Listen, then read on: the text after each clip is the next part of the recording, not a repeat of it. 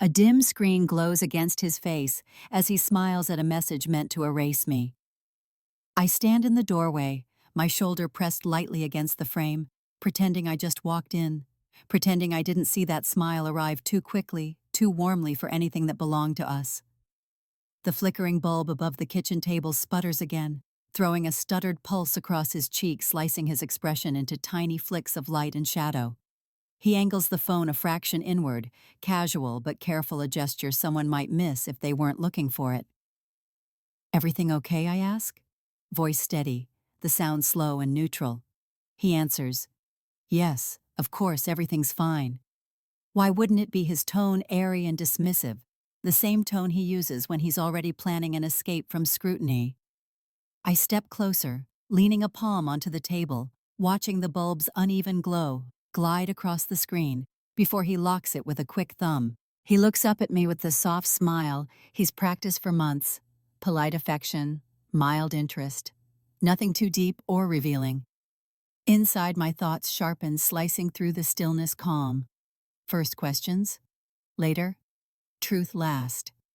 I study the shadows beneath his eyes, the subtle shifts in how his jaw tightens when he realizes I'm not walking away. "Long day," I ask, giving him the invitation to offer something honest. "Just tiring," he says, clearing his throat like he's sweeping the last trace of guilt from it. He rises, brushing past me, and the flickering bulb clicks off altogether, leaving us in the low amber wash of the hallway light. I follow, keeping my footsteps quiet enough that he doesn't hear my heartbeat rising into my throat. He places the phone face down on the counter, a simple gesture, but deliberate, too deliberate for someone with nothing to hide. The back of the device reflects the hallway light with a thin, cold sheen, reminding me of a surface meant to distort rather than reveal. I wait a second before I ask, "Who were you talking to?" He laughs lightly, too quickly a laugh without air, and says it was just a coworker asking about tomorrow's schedule. My pulse steadies as I register each misalignment. His smile, the lighting, the angle he shielded the phone with. Inside, a thought cuts through me like a straight line through fog. Observe this hold. It still don't let it slip away. "They message late," I say, keeping my tone soft. "Well, yeah," he replies, shrugging. "We have a lot going on." He moves past me again, brushing a hand along my arm, like that tiny touch could sand smooth the rough edge of the lie. I hold my breath for a heartbeat, letting the tension settle. I speak again, quieter. It looked important. He stops, glances back, and for the smallest moment, something in his expression fractures a crack so thin most people would miss it. He covers it with another smile, the kind that performs sincerity without ever touching it. My own face stays neutral, a mask built from years of controlling storms before they arrive. Inside, though, the weight shifts. Something about that glow on his face, how natural it looked for him, how easily he lit up for a message he hid from me, lodges itself deep in my chest. "I'm going to shower," he says, already moving, already retreating. "You good?" I nod. I watch him disappear down the hallway, his shadow stretching long and narrow in the dim light. The moment he's out of view, I turn back to the counter, staring at the phone lying there like a sealed door with no handle. I don't touch it. His defenses are always strongest around suspicion. But I note every detail, the direction of the screen, the faint warmth on the surface, the tiny vibration earlier that he pretended not to notice. My thoughts settle into a cold, steady rhythm. Patterns don't lie even when people do. The air feels heavier now, thick with the residue of a truth he hasn't said aloud. I move to the living room, letting the half-lit space settle around me, reminding myself of something I learned long before this relationship existed. Silence, when used correctly, can be a blade. I replay the scene in my mind, the glow on his face, the tension in his jaw, the reflex of hiding the screen. Each detail stacks neatly like steps leading somewhere I'm not ready to name yet. A strange calm spreads through me, quiet and precise. I know this moment isn't an ending. It's the first clear shape of something breaking beneath the surface.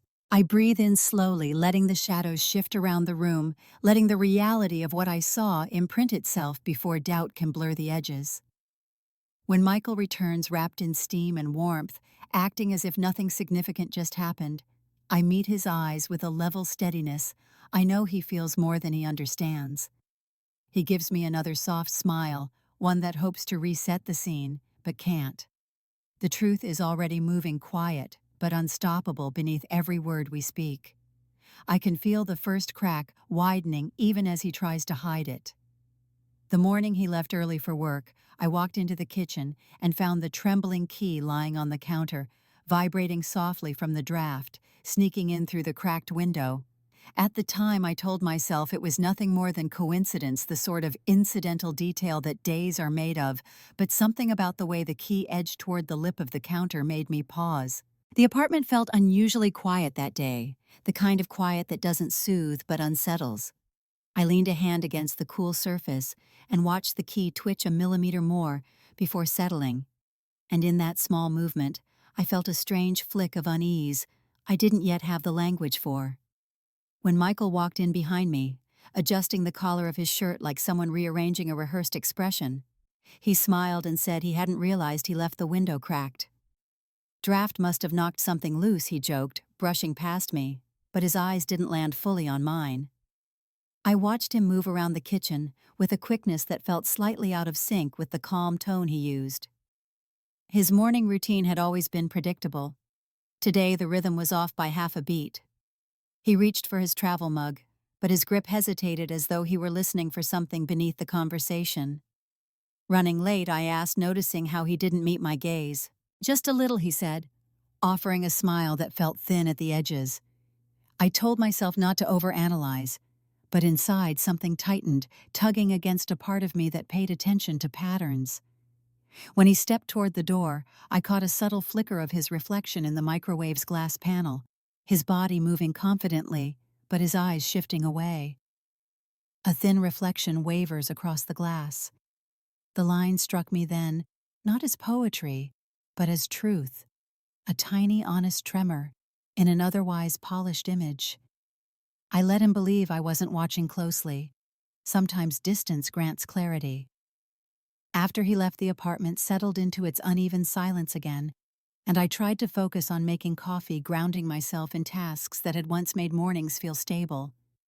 The coffee bag crinkled in my hands, the grinder hummed, and yet the space around me still felt strangely hollow, like the absence he left behind was heavier than the presence he usually carried. I thought back to the night before, remembering the way he kept glancing at his phone after dinner, the half smile he smothered when he thought I wasn't looking. When I'd asked who messaged so late, he'd said it was someone from work, but he said it while turning away, the gesture too fluid to be casual.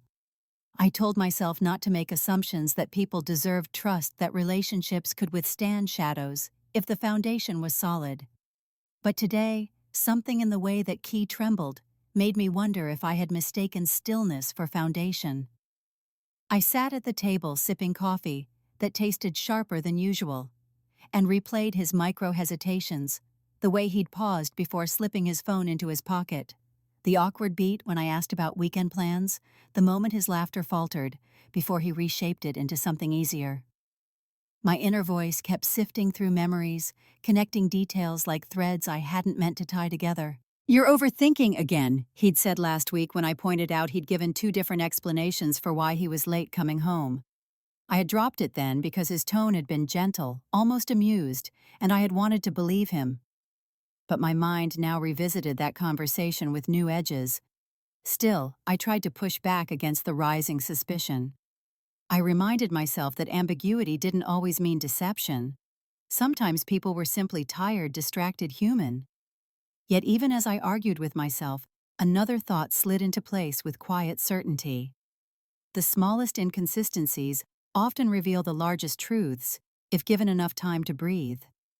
I picked up the trembling key again, feeling the faint residue of warmth from when he had held it earlier, and wondered why it felt suddenly heavy, as if it belonged to a version of our life that no longer matched the one unfolding. I whispered to the empty room, "Maybe it's nothing." But the air didn't argue back, and the silence didn't reassure me. Instead, it seemed to settle deeper around the edges of the apartment, making every shadow look a little more deliberate.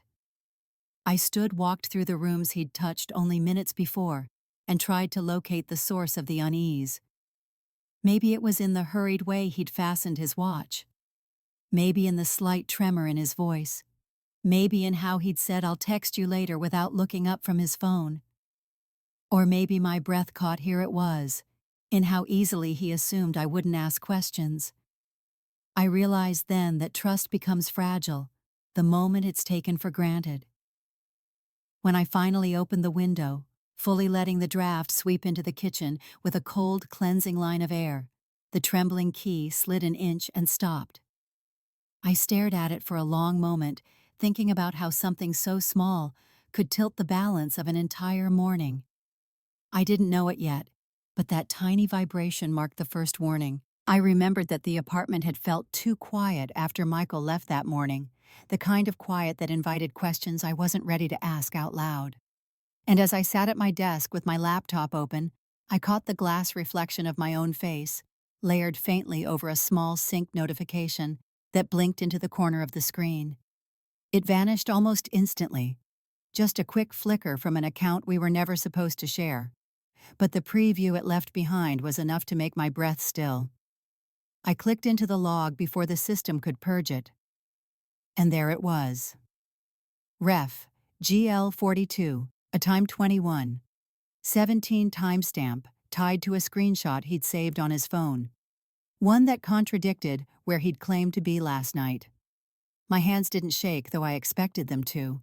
Instead, I felt a cold steadiness settle inside me, the same steadiness that came to me in moments when instinct took over. Okay, I whispered to myself, the words small, but oddly grounding. I zoomed in, studying the edges of the captured image, noticing how the lighting in the photo didn't match the place he said he was, how the angle of the reflection on the device showed a room I didn't recognize. I tried to tell myself there could be explanations, that maybe someone else sent him the screenshot, that maybe he saved it by mistake, but my mind pushed back, reminding me of the subtle inconsistencies that had begun to collect like dust in the corners of our routine. "Why did you save this?" I asked the empty room as if it might answer. I stared at the reflection of my eyes overlaid across the screenshot. A strange double image. My expression cautious. The message beneath it too intimate for something he'd described as a simple work exchange. I leaned closer, reading the faint text at the edge, then closed the window slowly, letting the significance sit in silence before it could spiral into something emotional. I remembered the way Michael had smiled at his phone the night before, the same soft smile I saw reflected in the dark earlier today, and I wondered who exactly inspired that expression. I replayed our conversation, how quickly he locked the screen, how he shifted the topic, how his tone carried warmth, but his posture stayed guarded. I pressed my fingers against my temple, thinking, holding on to the truth with gentle precision. "It's just one thing," I murmured, but even I didn't believe it. There had been several small things: his late arrivals, his inconsistent stories about travel, the way he sometimes stepped outside to take calls he said were nothing important. Inner instinct sharpened into something closer to certainty, but I forced myself to remain calm, to stay methodical. I knew that reacting too soon would only warn him to hide the truth better. I stood and walked toward the kitchen, the floor cold beneath my feet, as I considered my next steps. I wasn't ready to confront him, not yet, because confrontation gives a liar space to revise the narrative. Instead, I pulled out a notebook from the drawer and wrote down the timestamp 2117 and the reference code GL42, along with a brief description of what I saw. Document it first, react later. That had always been my quiet rule. As I wrote, the glass panel of the oven door caught another faint reflection of me. This one blurred my face, sinking into shadow, and something about that distorted outline made my chest tighten. I remembered another moment just 3 weeks earlier, when he'd received a message past midnight and I'd asked who it was. He had said it was a group chat about a work emergency, but as he spoke, his fingers had hovered over the screen in a way that suggested he didn't want the message visible. I ignored it then. I wish I hadn't. I closed the notebook and leaned my palms against the counter, breathing out slowly, letting the mixture of disbelief and inevitability settle into something colder, something useful. When the apartment door clicked open that evening, Michael calling out, "Hey babe, I'm home," I felt the shift inside me solidify. I didn't turn immediately. I wanted my voice steady before I answered. "Hey," I finally said, stepping into the hallway. He smiled, warm and easy, like the day held nothing unusual. "Good day?" he asked.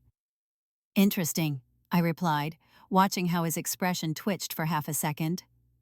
"Yeah," he said, rubbing the back of his neck. "How so?" "Just long," I said, letting the pause linger long enough to make him feel it. His eyes darted toward my desk, and for a moment he looked almost nervous, then quickly covered it with a grin. "You working on something?" "Just organizing things," I said, trying to keep track. His smile tightened, and he nodded too quickly, like someone hoping that the topic would drop. I let it, for now, because the reflection on the oven door behind him showed something I didn't see on his face directly, a stiffness, a tension he was trying to bury. I realized then that every truth he hid cast a shadow he didn't notice forming.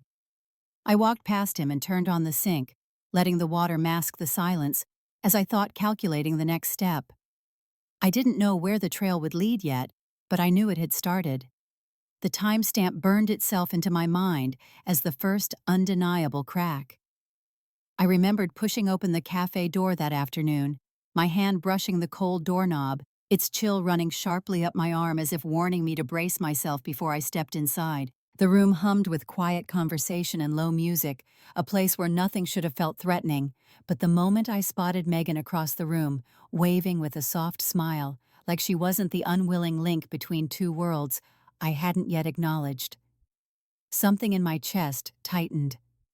I approached, trying to steady my breathing, reminding myself that I needed more clarity before confronting Michael with anything real. "Hey, Erin," Megan said, scooting her bag aside. She always greeted me warmly, but today her eyes flickered with something like hesitation. "You're early." "Just wanted a quiet place to think," I said, sliding into the seat across from her. Before she could respond, Michael's name lit up her phone screen, and she glanced down long enough that I noticed her expression shift, small, startled, then quickly masked. "Everything okay?" I asked. "Yeah, just work stuff," she said, clearing her throat. But her thumb hovered over the message preview a beat too long, and in that pause, I saw something inside her go tense. She locked the screen fast and tucked the phone into her jacket pocket, as if hiding it from herself. The cafe door swung open behind me, then letting in a gust of cold air, and carrying Michael's voice, light, casual, exactly the tone he used when he wanted people to hear only the polished version of him. He hadn't seen me yet. He was talking to someone on speakerphone as he crossed the threshold. "Yeah, babe, I'll be home in 20, he said, and Megan stiffened in her seat. My pulse froze. My brain stalled. I waited for him to walk closer, waited for his eyes to catch mine and register that he'd chosen the wrong moment to drop his rehearsed affection on an open call. He didn't notice me yet. He was still half laughing at something said on the other end. The cafe's soft chatter faded behind the sudden pressure in my ears. Megan inhaled sharply, her posture going rigid, and she whispered, "Erin, that doesn't sound like—" She didn't finish, because in the next second his screen lit up briefly as he lowered the phone, and Megan's eyes widened at the blurred message preview, a heart emoji, and a name I didn't recognize. She didn't read it aloud, but her face said everything. That was evidence number 2, delivered in the exact way I'd feared public unavoidable witnessed. When he finally spotted me, his voice cracked mid-sentence. Can I call you back?" he muttered to the person on the line, the warmth in his tone evaporating as quickly as it had appeared. He ended the call, pocketed the phone, and plastered on a smile I could see straight through. "Erin." "Hey, I didn't know you were coming here." His eyes darted toward Megan, then to me, then to the empty seat beside me, calculating, scrambling. "What are you doing?" he asked, trying to sound casual. "Just meeting a friend," I said evenly. "You Same. Just grabbing something quick. His voice wavered. Megan kept her eyes lowered, but I felt the tension rolling off her in waves. The barista called a name, then his, and he flinched like he'd forgotten he'd ordered anything. As he stepped toward the counter, Megan leaned in close and whispered, "Aaron, that call and the message." I don't think I raised a hand, slightly stopping her, not because I didn't want to hear it, but because I already knew. The lie wasn't subtle anymore. It was performing itself in real time. When Michael returned, he offered a half-hearted smile, but his gaze kept flicking between us, aware now that something had slipped too far for him to reel back in. He reached for my shoulder lightly, the touch meant to be reassuring, but I stepped away before he could make contact. I saw the flicker of panic rise behind his controlled expression. The cafe seemed to tilt for a moment as the truth sharpened itself. The hum of conversation swelled, like the room itself had become a witness. For the first time, he looked unsure of his script. I realized then, he wasn't just lying to me. He was lying in front of people who could see the edges unraveling. He cleared his throat. "Maybe we should talk later." "We will," I said, keeping my voice level, "but not the way you think." He blinked, searching for the right expression to paste over his confusion, but nothing landed. Megan exhaled shakily, and for a brief second, I saw guilt flicker in her eyes. Guilt for knowing more than she'd ever intended to guilt, for witnessing what I wasn't supposed to see. Michael stepped back toward the door, mumbling an excuse about needing to get to the office, but as he opened it, the cold air rushed in again, carrying the truth with it. And no matter how he tried to rearrange his story, the slip had already happened where anyone could see it. The lie had finally stepped into the light where it couldn't hide. When I got home that night, the apartment felt darker than usual, the sort of dimness that made even familiar corners seem foreign. And as I walked into the kitchen, the lamp over the counter cast a long metallic shadow that stretched across a stack of mail Michael had pushed aside that morning. I sifted through the envelopes, idly still replaying the cafe scene in my head. His voice, the casual babe, the hurried ending of the call. Megan's startled expression, and the more I tried to talk myself out of reading too much into it, the more each detail sharpened instead of blurring.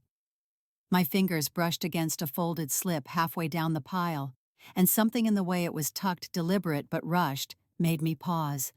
I pulled it free and unfolded it slowly. It was a bank slip, edges still crisp, and as my eyes moved down the print, the first field caught me: Act, End 5512. I didn't recognize it. The next field confused me more. A misaligned dollar entry, the kind that looks like it's been manually adjusted or altered.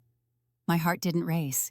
It simply contracted, tightening the way a muscle does when bracing for impact. "Why hide this?"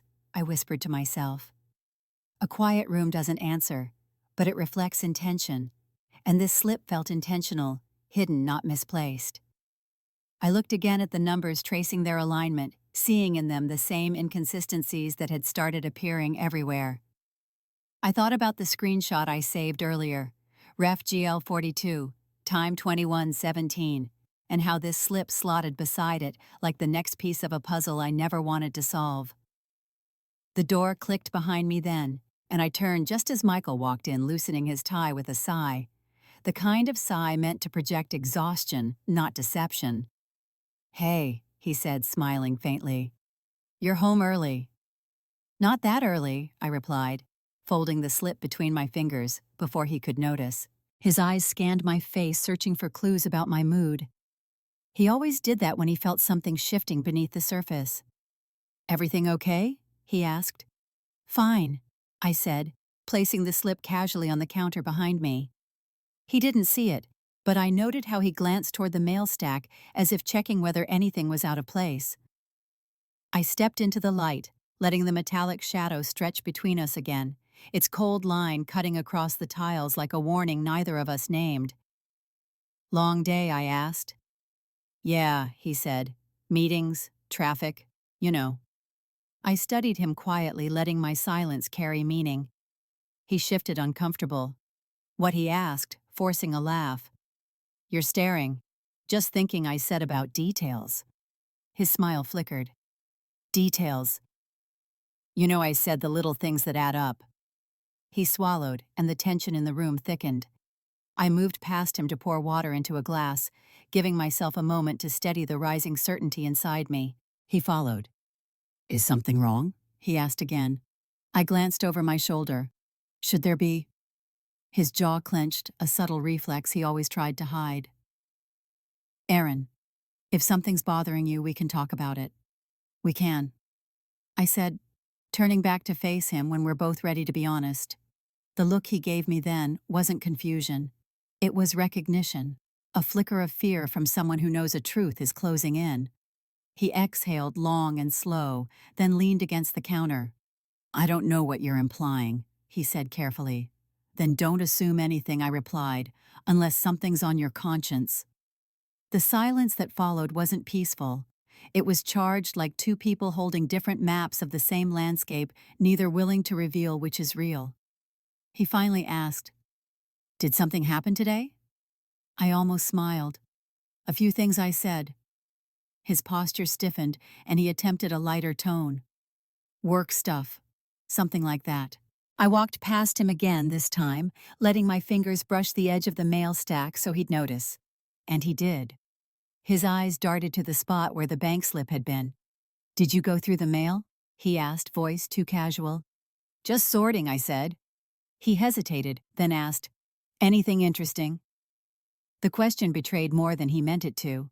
I let a beat pass before answering. You tell me. His expression faltered for half a second, then smoothed over, but the damage was visible. He knew I'd found something, and I knew he wasn't ready to admit it.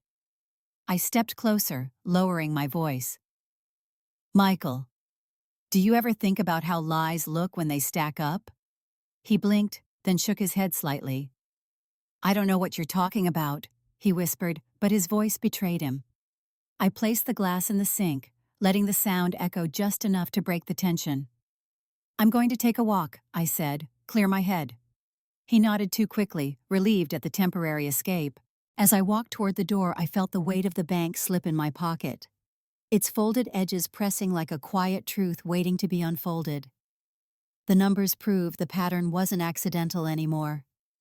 By the time I reached Michael's home office that evening, the house felt unnervingly still, a kind of quiet that pressed against me like a warning I was already too late to heed. I stepped inside slowly, letting the half-lit room settle into focus, and immediately noticed the half-open drawer angled just enough to look accidental, but left wide enough that someone like me, someone searching for patterns, couldn't ignore it. I didn't touch it at first. Instead, I scanned the desk where his tablet sat, charging screen dim, but still active enough to show a faint glow in the reflective surface. Something pulled me toward it, a mixture of instinct and the strange clarity that had been building inside me ever since the cafe. When I picked it up, my breath stilled. His calendar app was open not on the current week, but on a date 2 weeks earlier, and the moment I tapped into the event list, my chest tightened. A duplicate listing sat in the middle of the screen, same timestamp, 2 different titles. One event was labeled Client Dinner, downtown, the other dinner with L. The discrepancy stood out like a confession. I clicked into them both, and the details sharpened a date marker that didn't match the story he'd given me, and an event label mismatch that exposed itself with startling simplicity. My pulse thudded once hard. Of course I whispered, though no one was there to hear it. I scrolled again, noticing that the lighting from the nearby lamp flickered faintly against the tablet's screen, and that was when the required moment struck, uninvited, but perfect. The reflection splits sharply under the flicker.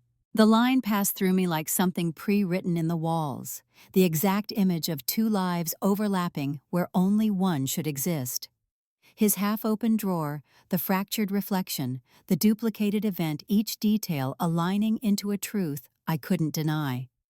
My mind raced through every conversation he'd had that week, every odd pause, every evasive smile. You were with someone, I murmured, letting the weight of the words steady me rather than break me. I wasn't guessing anymore. I was confirming. I tapped the event labeled Dinner with L. The notes were empty, too empty, like he'd deleted whatever he'd entered, before leaving behind only the skeleton of the lie. The room felt colder as I exhaled.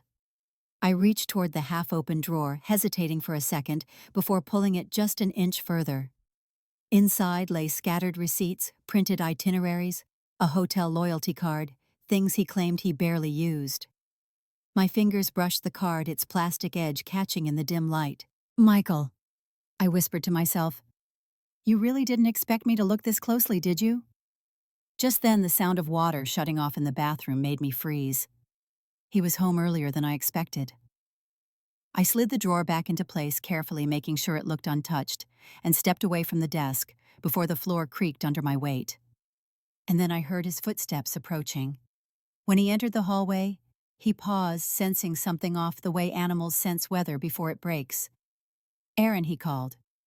"You home?" "Yeah," I replied, keeping my tone steady.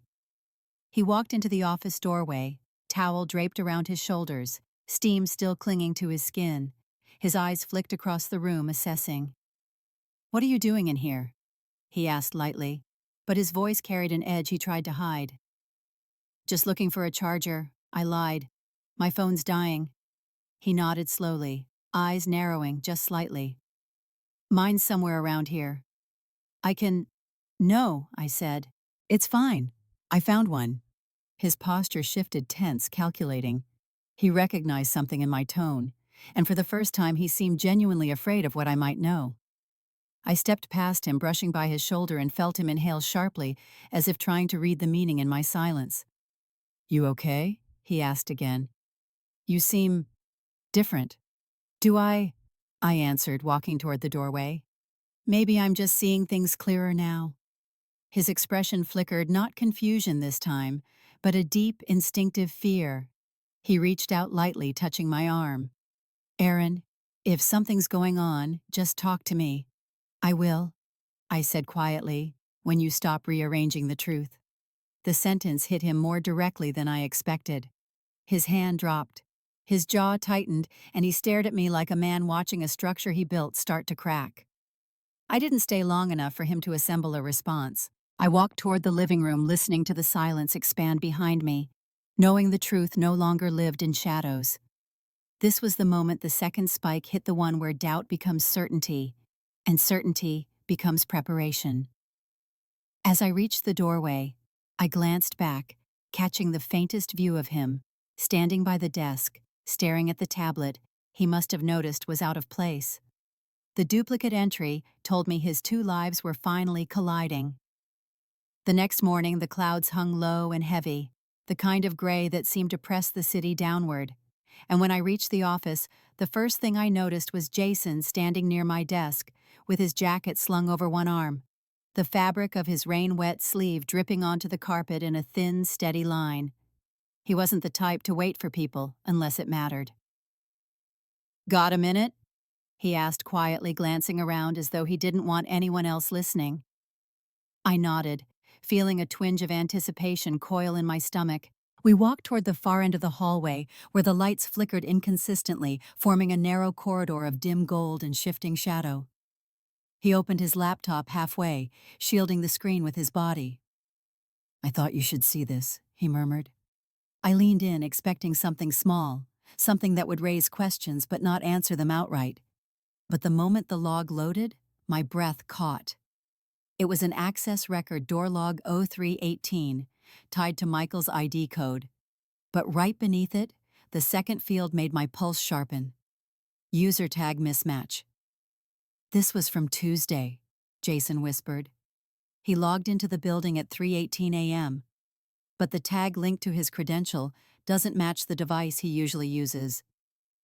I stared at the line again, letting the meaning settle. "Are you sure?" I asked, though I already knew he was. Jason gave a single small nod. "This isn't a glitch. I checked twice." Dialogue started to rush through me like static. "He told me he was home by midnight that day," I said. "Said he crashed right away." Jason hesitated, his expression shifting. "He wasn't alone," he murmured. "Someone else used the adjacent door 2 minutes later. Different ID. Different department." My stomach dropped. I stepped back, trying to steady myself. "You're telling me he—" "What?" Came here at 3 in the morning with someone I don't know the context, Jason said quickly, but I know the data doesn't lie. His voice tightened, as if he wished he could soften the truth, but honesty was the only language he knew. The log on the screen didn't just contradict Michael's story, it punctured it, left it deflated and unrepairable. I tried to speak, but the words knotted inside my chest. My mind jumped back to his explanation earlier in the week, how he'd smiled so easily when he said he'd fallen asleep watching a show, how he'd joked about being too old to stay out late. Lies woven so neatly, I almost admired the craftsmanship. "Why are you showing me this?" I asked finally. Jason looked down, then up again, his expression steady. "Because I've noticed things," he said softly. "Things you've noticed, too." He didn't say more, but he didn't have to. The unspoken recognition hung between us like a faint electric charge, the acknowledgement that someone else had seen the cracks forming long before I admitted them to myself. "Does he know this exists?" I asked. "I doubt it," Jason replied. "Most people don't check access logs unless they're looking for something." I nodded slowly. "And you were looking?" "For anomalies," he said. "Your name never came up. His did." There was a moment then, a quiet one, where the hallway seemed to still around us. I saw the weight of what Jason had shared reflected in his posture, the slight tightening of his shoulders, the careful neutrality of his voice. This wasn't gossip. This was truth. I closed my eyes for a moment, breathing through the sudden heaviness. I realized then that everything I'd suspected wasn't only real, it was documented, coded, time-stamped, undeniable. When I opened them again, Jason was watching me with a mixture of sympathy and caution. "What are you going to do?" he asked. "Not sure yet," I said, swallowing. "But I know what I can't do anymore." The office around us buzzed faintly with distant conversation and the muted hum of printers, a normal environment that felt completely mismatched with the truth I was holding. I handed his laptop back. "Thank you," I said. Jason nodded, then stepped back, letting his sleeve drip again onto the carpet. "If you need anything else, just ask. You're not imagining this." I watched him leave, disappearing into the corner office. My pulse thudded slowly, each beat carving its way deeper into a realization I'd tried so hard to avoid. I walked back to my desk, each step feeling heavier, as if gravity had shifted beneath my feet. I sat staring at my hands, remembering the drawer, the calendar entry, the expression on Michael's face when he felt my suspicion rising. Every clue was pointing in the same direction, a direction I couldn't turn away from anymore. I took a long breath, letting the truth settle into my bones. This wasn't a misunderstanding. It was a pattern, one he never expected me to trace. The rain outside began tapping against the windows, faint but insistent. I opened my notebook and wrote down the log details. Door log 0318, user tag mismatch, adjacent access, 2 minutes later. Each letter steadied me a little more. When I closed the book, the decision inside me felt less like a question and more like the beginning of a plan. The building's log proved he wasn't just lying, he was coordinating something. I met Megan in the small conference lounge on the second floor, a room with soft yellow lighting and stale air that always made conversations feel heavier than they should. She looked nervous the moment I walked in, her fingers tapping the corner of a stack of printouts until one page slipped free and I reached out reflexively to catch it, my fingertips scraping against the paper edge before I could stop it. A sharp sting shot through my skin, small but grounding, an oddly fitting reminder of how truth often cuts before it clarifies. "Are you okay?" she asked, eyes widening. "Fine," I said, pressing my thumb against my palm. "Just a scratch." Her gaze lingered on me longer than usual, and for the first time I saw an expression I hadn't recognized before, uneasy guilt. "You said you needed to talk," I asked, taking the seat across from her. Megan nodded, her throat tight as she swallowed. "I don't know how much I should say," she murmured, "but I think you already know something's off." "Something," I said quietly, "but not everything." She exhaled shakily and reached into her bag, pulling out her phone. "I didn't mean to get involved in any of this," she said, "but I saw something the other day, something I can't ignore." She opened an email app, scrolling until she found a thread. It was on his screen, she whispered. I wasn't supposed to see it. She turned the screen toward me and my breath caught before I even processed the words. The subject line was normal enough, but the metadata beneath it carried the unmistakable markers of evidence number 6 thread, reference 29AF, and a subtle timestamp drift just a few minutes off from the messages surrounding it, small enough that a casual observer wouldn't notice, but precise enough that someone like me, someone following inconsistencies, couldn't ignore. He was replying to her. Megan said, voice trembling. To Lena. The name hit the air with the force of something previously unspoken, a truth that had been trying to surface for far too long. Look at the dates, she added. I did. The drift didn't just show timing issues, it showed coordination, the kind that suggested he was managing two emotional narratives at once, adjusting timestamps as though rearranging truth on a digital clock. My mouth went dry. He's been doing this longer than I thought, I whispered. Megan nodded, her eyes damp but steady. He used me sometimes, she said. Asked me to send messages from my work account, said it made scheduling easier. She swallowed. I didn't realize who he was coordinating with. The weight of her admission tightened something in my chest. Why tell me now, I asked. Because I saw your face at the cafe, she said, and I realized he was lying to both of us in different ways. She hesitated, then asked in a low, frightened voice, Erin, how much do you know? I met her gaze and saw the truth. She wasn't saying that she feared her participation, even if unintentional, made her complicit.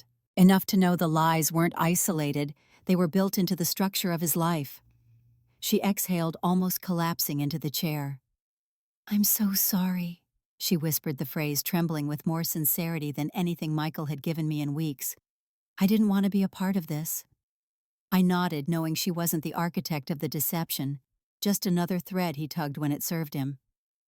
I'm not angry with you, I said softly. You didn't owe me the truth, but you gave it anyway. She looked at me with a mix of relief and fear. What are you going to do now? She asked. I glanced at the phone again, my pulse settling into a cold rhythm. First, I said I need to understand the full shape of what he's been doing. I handed her phone back. This thread, it shows he's been juggling timelines, editing them. Megan nodded. He changed timestamps, she whispered. I think he did it so nothing overlapped, or I said so nothing could be questioned. The realization struck like a blade sliding cleanly into place. He hadn't just lied, he'd engineered a version of reality he thought I'd never challenge. I stood slowly, the room suddenly feeling too small for what I'd uncovered. Megan rose with me, her shoulders tense, as though afraid this truth might swallow both of us. If you need anything, she began. I will, I said, cutting her off gently. And thank you. I walked toward the door, feeling the weight of everything I'd learned pulling at me like gravity shifting again. In my pocket, the small sting from the paper cut pulsed a reminder of how truth enters the body quietly before it changes everything. The email drift proved his lies weren't mistakes, they were strategy. I spent the rest of that evening moving through the apartment like someone tracing the outline of a crime scene. The silence stretched thin across every room as I replayed Megan's confession, Jason's access logs, and the duplicate calendar entry that still pulsed in my mind like a bruise forming beneath skin. When I finally walked down the hallway, the dim hallway lamp flickered once, casting a narrow band of amber light across the floor, and something about its uncertain glow made me feel like I was stepping into the truth rather than approaching it. I reached the living room and sat on the couch, pulling out my phone with a steadiness that surprised me. I wasn't shaking. I wasn't crying. I felt resolved. I opened Michael's social media page, the one he used sparingly, the one he'd always claimed he barely touched. There wasn't much there.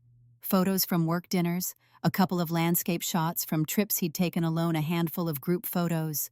I clicked on one from his most recent sales conference weekend. It looked innocuous, him with a group of colleagues, all smiles under a rooftop sign.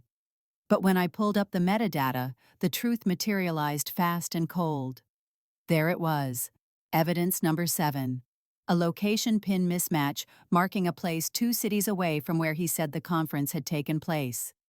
And beneath it, even more damning, a hidden tag timestamp tucked into the details the platform doesn't show unless you dig for it. The timestamp aligned almost perfectly with the night he claimed he'd been too exhausted to call. My breath steadied into something razor sharp. So, you weren't even in the same city, I whispered. The hallway lamp flickered again behind me, giving the room a shifting, uncertain quality. I zoomed into the photo, studying the angle of his smile, the way his hand rested lightly on the back of someone just outside the frame. I scrolled to the next image, another event from the same weekend, and noticed the same mismatch again. The pattern wasn't subtle, it was systemic. He hadn't made mistakes. He'd constructed an entire architecture of misdirection, all of it placed just far enough outside casual inspection that he assumed I would never see it.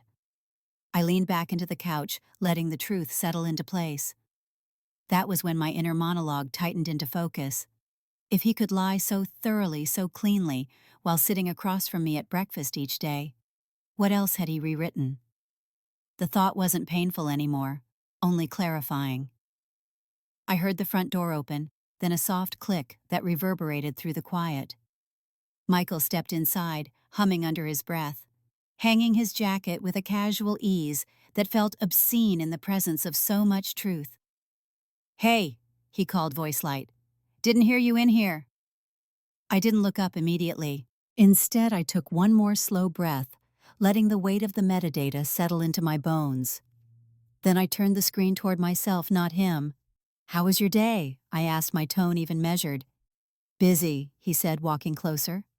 "A lot going on at the office," I'm sure I murmured, sliding my thumb across the screen to bring the photo metadata back into view. He sat down beside me close enough that I could smell the faint trace of his cologne, the one he said he wore only for special meetings. His knee brushed mine. I didn't move.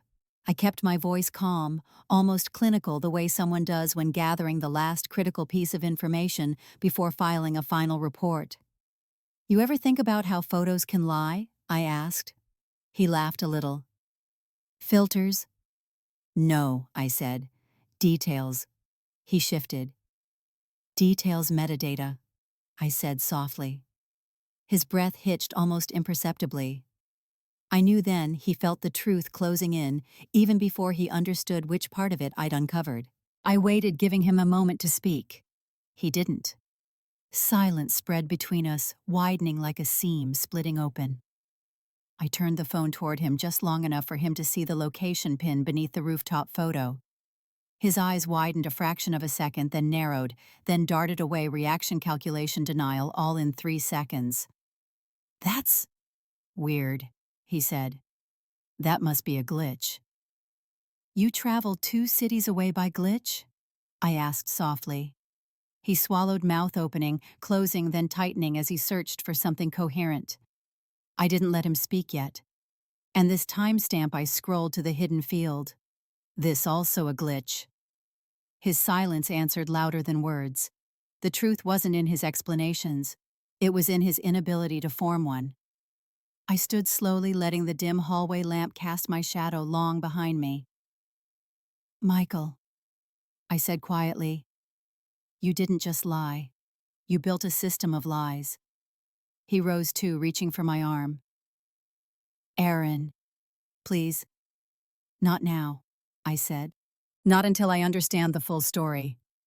He looked at me with a kind of desperation I had never seen from him before, like he was trying to grasp something already slipping from his hands. "Just talk to me," he pleaded. "Please." I held his gaze, calm and precise. "We will," I said, "tomorrow." Then I stepped past him, moving toward the hallway, where the dim lamp trembled again, its light shaking the way truth sometimes does just before solidifying. The metadata made his timeline collapse in one undeniable moment. I arrived at the office building lobby the next morning with a steadiness I didn't fully recognize, the kind that comes when truth has already chosen its shape, and you're simply walking into it. The glass walls rose high around me, reflecting distorted versions of everyone stepping through the revolving doors. As I waited near the seating area, a sliver of broken decor caught my eye. The mirror shard glint resting at an odd angle inside a cracked frame on the wall, scattering fractured light across the marble floor. It felt appropriate. Truth rarely arrives intact. I held my phone in my hand, thumb resting on the audio file that Megan had forwarded to me late last night. She hadn't even meant to find it. It had been tucked into a shared folder by mistake, a leftover from one of the schedule clarification tasks Michael liked to delegate. The moment I saw the label, my breath had stopped audio ref VX10, followed by a relative date marker that placed it precisely on the night he'd claimed he'd fallen asleep early. I had listened to it once, and once was enough. Now I waited for Lena, uncertain whether she would believe me, uncertain whether she needed proof or already had her own pieces of it. When she finally stepped through the main doors, she moved with the kind of quiet composure I recognized in myself, a woman bracing for something she already sensed was true. "Aaron," she said softly. "You wanted to meet?" "Yes," I replied. "There's something you need to hear."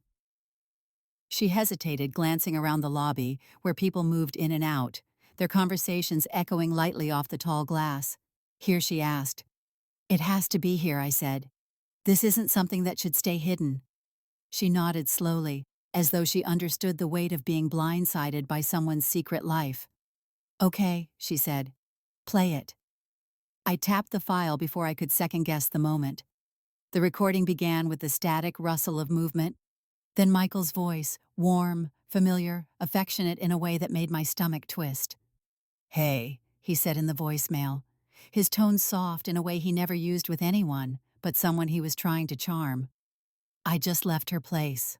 Don't worry, I told her I'd be at the conference all weekend. I'll see you soon, okay?" There was a pause, then a quiet laugh.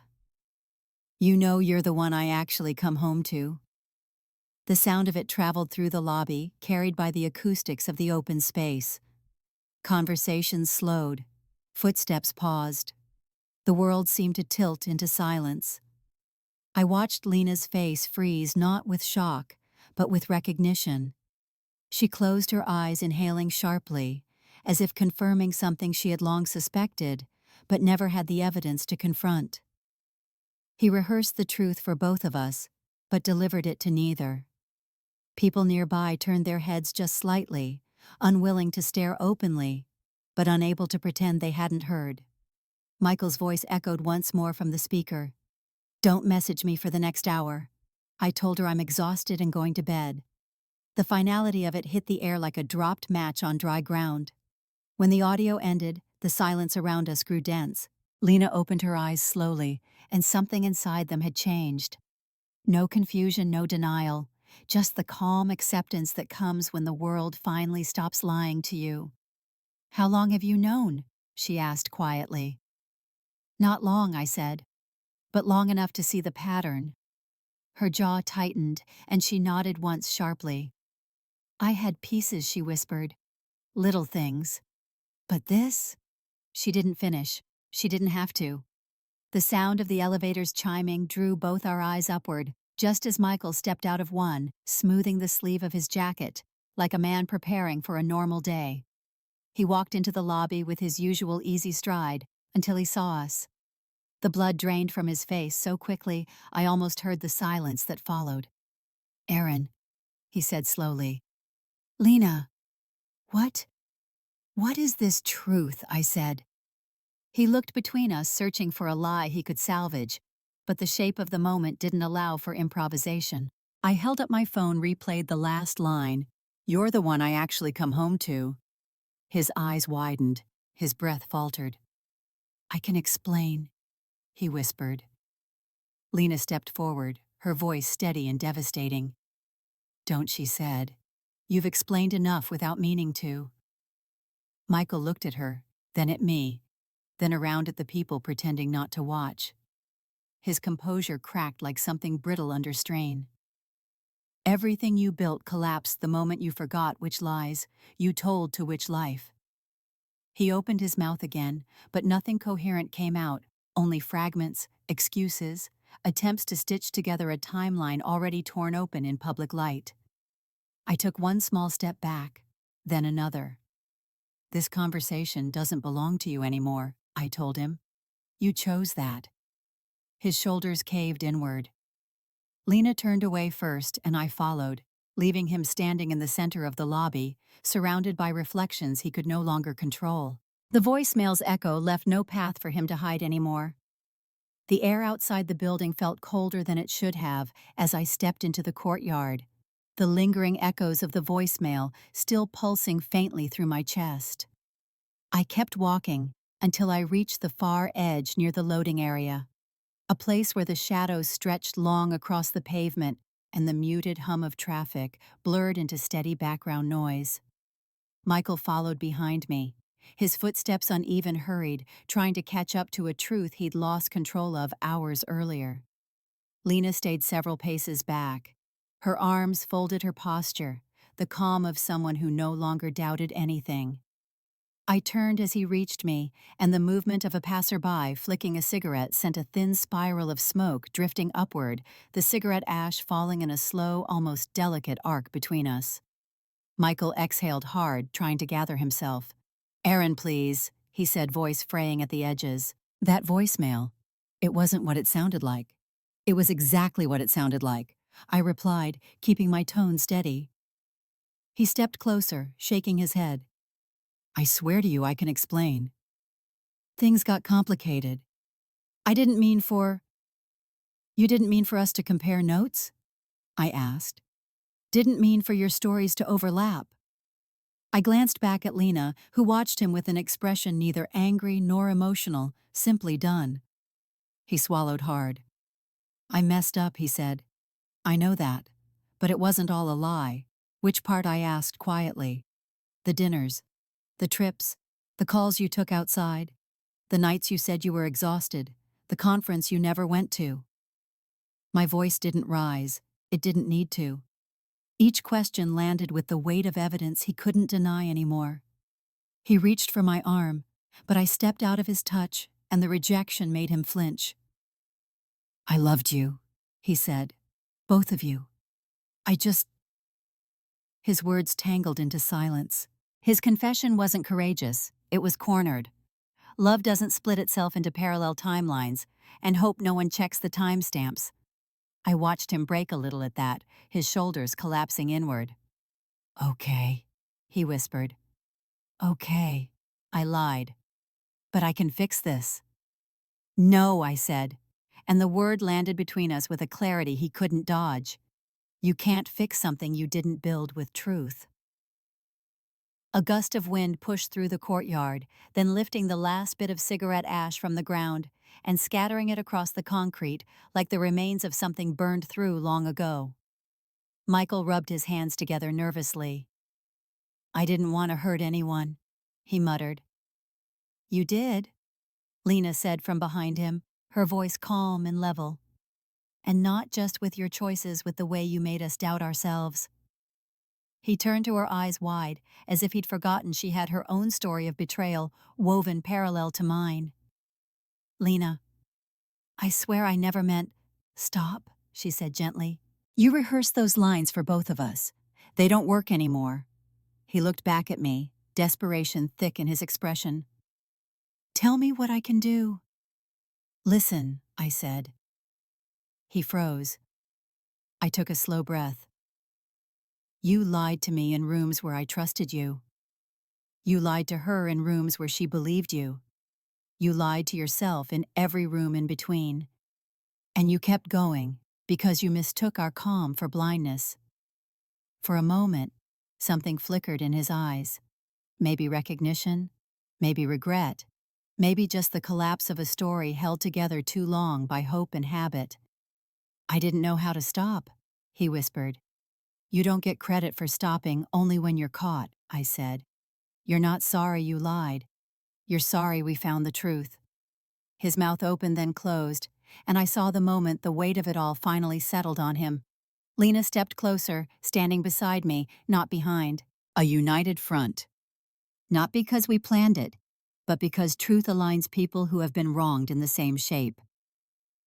Michael blinked rapidly, looking between us, as though hoping one version of reality might still choose him. None did. You built two lives and lost both the moment they touched. His breath hitched a small, raw sound. For a second, I almost felt pity. Then I remembered the messages, the screenshots, the logs, the timestamps, the planned alibis, the lies he deployed with the ease of someone who assumed he'd never run out of space to hide. I stepped back. "This is where your control ends," I said quietly. "Not because we're angry, but because we're done." Lena nodded, her voice soft but resolute. "You need to leave." Michael wiped his face, unable to find any protest that didn't collapse under its own weight. He stared at us for a long, empty moment, then turned and walked away, his footsteps dragging as though he finally understood what he'd destroyed. The wind shifted again, carrying the faint smell of cigarette smoke through the courtyard, and I felt the first quiet hint of relief. Not triumph, not victory, just release. The truth finally settled, leaving no space for him in the version of life ahead. I walk home in the late evening light, the sky washed in a deep blue that feels strangely clean after everything that's come undone. My phone buzzes once in my hand, the phone light flicker casting a soft glow across my fingers, before fading again like a moment reminding me I don't need to answer anything that no longer belongs to me. The street is quiet, lined with windows reflecting passing headlights, each one carrying a version of me that feels slightly different than the last month's reflection, clearer, lighter, unburdened. I'm not thinking about Michael's footsteps fading behind us, or the way Lena's voice sounded when she finally told him to leave. I'm thinking about how silence feels different when it isn't hiding anything. When I reach the corner by my apartment, I pause beside a storefront window, watching the faint blur of my own outline settle into focus. And for the first time in weeks, the image doesn't fracture. The reflection steadies into a single truth. I exhale, letting the words sit inside me like a kind of quiet reclamation. The evening breeze lifts my hair as I step away from the glass, the weight in my chest easing bit by bit. Inside the apartment, I drop my keys into the bowl, listening to the small clink echo through a room that finally feels honest again. I move slowly, touching the back of the couch, the edge of the counter, reminding myself this space belongs to me alone, not to a lie, not to a double-life narrative threaded through rooms I used to trust. I sit on the floor by the window, watching the streetlights blink in and out, their glow stretching across the pavement, like distant signals softening into rhythm. My phone buzzes again, with a message I don't open. I already know it's him. I already know the apology inside it has nothing to do with truth. I set the phone face down beside me and pull my knees to my chest, letting the calm settle deeper. I understand now that closure isn't a conversation. It's a decision made in the quiet, when no one is watching. I stand again, walking to the kitchen for water, letting the small rituals mark the beginning of something steady. The fridge hums softly. The faucet runs in a clean, unbroken line. Everything feels different, not because the room changed, but because I have. I walk toward the hallway, pausing under the light that once cast doubt as easily as shadow. Now it just illuminates. I feel the absence of fear light and unmistakable, as though a door I didn't realize I'd been holding shut finally clicks open. I say nothing aloud. I don't need to. Healing isn't loud. It's the way my shoulders drop when I breathe. It's the way my steps fall softly without being cautious. It's the way I no longer wait for contradictions. I move to the window again and let the cool night air brush across my face. For a moment, I imagine the versions of me from the past weeks, uncertain, observant, patient, hurting, and I let them go one by one. The path forward isn't dramatic. It's simply honest, and that makes it enough. I pick up my phone one last time, turning it over in my hand. It lights up briefly with another notification, the glow tracing a small arc across the floor. I swipe it away without reading. The air feels still but not heavy, quiet but not lonely, true but not sharp. I place the phone on the table, walk toward the bedroom, and let the door remain open instead of pulled halfway shut the way I used to reflexively when I worried about what might happen next. Tonight, I know exactly what comes next. I step into the quiet, certain that it finally belongs to me.